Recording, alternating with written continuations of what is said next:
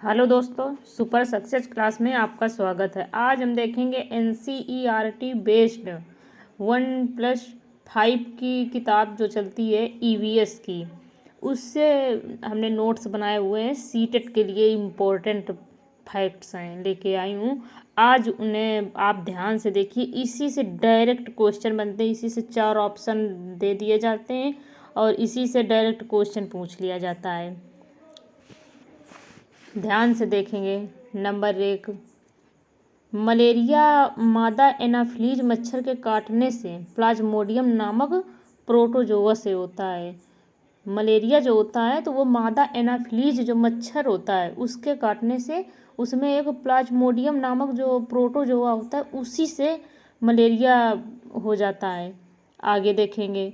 गुड़, आंवला, हरी पत्तेदार सब्जियों में आयरन की मात्रा जो होती है प्रचुर मात्रा में होती है, यानी अधिक होती है। गुड़, आंवला, हरी पत्तेदार सब्जियों में आयरन की मात्रा अधिक होती है। आगे देखेंगे। सीसी मक्खी के द्वारा हैजा, डायरिया और निद्रा रोग हो जाता है। सीसी मक्खी जो होती है उसके द्वारा हैजा, डायरिया और निद्रा रोग हो जाता है। अगला पॉइंट, जिन जीवों के कान दिखाई नहीं पड़ते, वो शरीर पर बाल नहीं होते, वो अंडे देते हैं। जैसे मछली, सांप, मुर्गी। जिन जीवों के कान दिखाई नहीं पड़ते हैं और शरीर पर बाल नहीं होते हैं वो अंडे देते हैं, जैसे मछली, सांप, मुर्गी।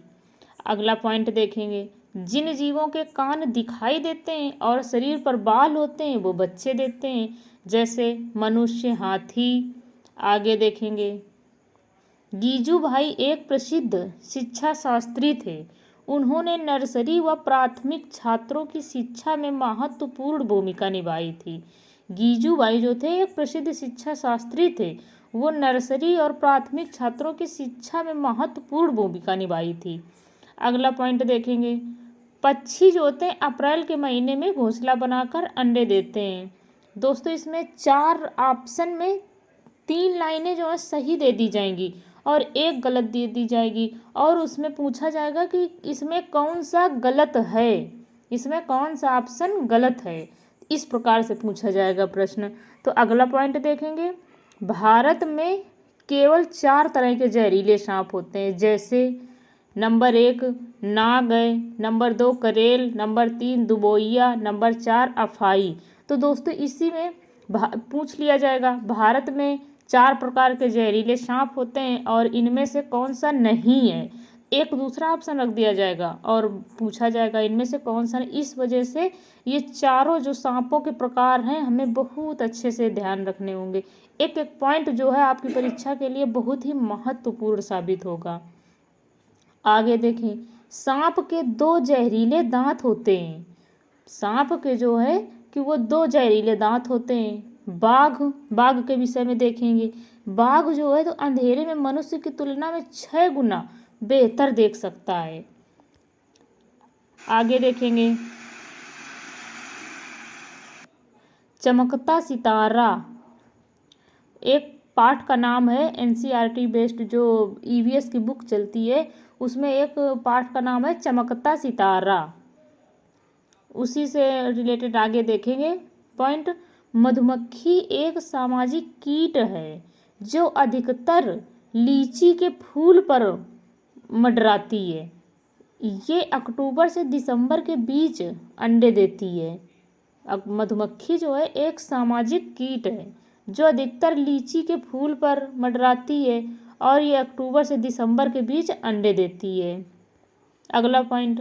जब एक मधुमक्खी को रस का पता चलता है तो वह एक तरह का नृत्य करती है जिससे दूसरी मधुमक्खियों को पता चल जाता है।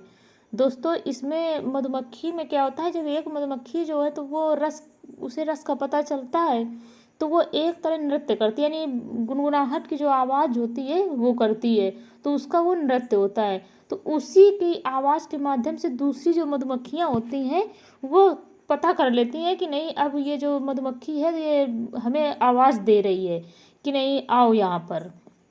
अगला पॉइंट देखेंगे। मधुमक्खी पालन हेतु बक्से का प्रयोग होता है जिससे चीनी का मीठा घोल भी डालते हैं। भक्तों को साफ करने के लिए दवाओं का प्रयोग किया जाता है। भक्तों दोस्तों यहाँ पर लिख गया हुआ है, इसमें होगा बक्सों को साफ करने के लिए दवाओं का प्रयोग किया जाता है। जो बक्से बनाए जाते हैं उसी में साफ करने के लिए उन्हीं को दवाओं का प्रयोग किया जाता है। अगला पॉइंट देखेंगे, मधुमक्खी के डंक में जो होता है फार्मिक अम्ल होता है। इसी प्रकार से जो लाल चींटी होती है दोस्तों, उसके भी डंक में फार्मिक अम्ल होता है।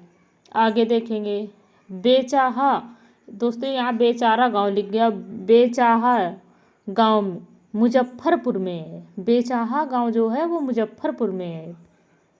मधुबनी बिहार की एक चित्रकला पेंटिंग है। बिहार में मधुबनी नाम का एक जिला है, उसी के नाम पर इसे मधुबनी पेंटिंग कहते हैं।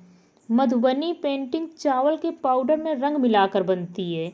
इस पेंटिंग में मनुष्य जानवर पर फूल, पक्षी, मछली आदि बनाते हैं। आगे देखेंगे, नोट, नील, हल्दी, फूलों, पेड़ों के रंग आदि का प्रयोग किया जाता है। ये जो मधुबनी पेंटिंग बनाई जाती है उसमें नील, हल्दी, फूलों, पेड़ों के आदि का रंग का आदि का प्रयोग किया जाता है। आगे देखेंगे, मधुमक्खी अक्टूबर से दिसंबर में रानी मधुमक्खी जो होती है वो अंडे देती है। अक्टूबर से दिसंबर में रानी मधुमक्खी अंडे देती है। अगला पॉइंट, जंगल अधिकार कानून जो था वो 2007 आदिवासी को जंगल में कम से कम 25 वर्ष से रह रहे हैं उस भूमि तथा उस भूमि के उत्पादन पर उनका अधिकार होता है।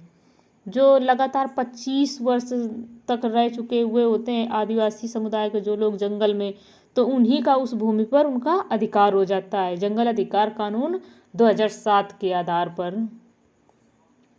अगला पॉइंट देखेंगे, मिजोरम में बांस के बर्तन होते हैं। मिजोरम में बांस के बर्तन बनाए जाते हैं। अगला पॉइंट देखेंगे, झूम खेती के विषय में कुछ फैक्ट महत्वपूर्ण देखेंगे। झूम खेती करने का एक तरीका है जो पहाड़ों पर मिजोरम में होती है। अगला पॉइंट, झूम खेती में एक फसल कटने के बाद जमीन को कुछ साल के लिए आराम करने देते हैं ताकि जमीन की उर्वरा शक्ति बढ़ जाए। दोस्तों इसी में 4 फैक्ट दे देंगे, 4 बना करके, और इसी में 1 गलत दे दिया जाएगा, 3 सही दे दिए जाएंगे। ये क्वेश्चन बार बार रिपीट होता है, कम से कम अब तक कई बार रिपीट हो चुका है परीक्षा में, इस बार भी अधिकतर बनने की संभावना है। आगे देखेंगे, चेराव नृत्य मिजोरम में किया जाता है। चेराव नृत्य जो होता है वो मिजोरम में किया जाता है। 20 जुलाई 1969 को नील आर्मस्ट्रांग चांद पर उतरने वाले प्रथम व्यक्ति थे। अगला पॉइंट, 11/12/2006 को सुनीता विलियम्स पृथ्वी से 360 किलोमीटर दूर गई थी। आगे देखेंगे, नासा के द्वारा सुनीता के चित्र, नासा जो था तो उसके द्वारा सुनीता के जो चित्र दिए गए थे वो। अगला पॉइंट, 11/12/2006 पाँव जमीन पर न टिकने का चित्र था। अगला पॉइंट, 11/12/2006 में खाना उड़ने का चित्र था।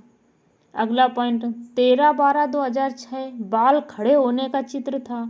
अगला पॉइंट, 16/12/2006 यान के बाहर सुनीता का चित्र था। अगला पॉइंट, अंतरिक्ष से केवल समुद्र व जमीन ही दिखते हैं, अलग अलग देश नहीं दिखते हैं। दोस्तों ये एक एक पॉइंट जो है आपके लिए वेरी मोस्ट इम्पॉर्टेंट है सीटेट के लिए। दोस्तों इस नोट्स को आप अपनी कॉपी में नोट करेंगे और फिर इसको ध्यान से देखेंगे, पढ़ेंगे, या फिर यही वीडियो 2 बार 3 बार रिपीट करके देख लेंगे, जिससे सारे पॉइंट आपके क्लियर हो जाएंगे।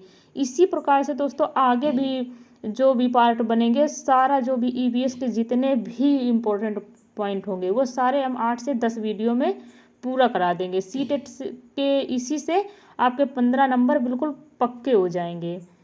धन्यवाद दोस्तों। यदि आपको वीडियो अच्छी लगे तो आप लाइक करना, सब्सक्राइब करना।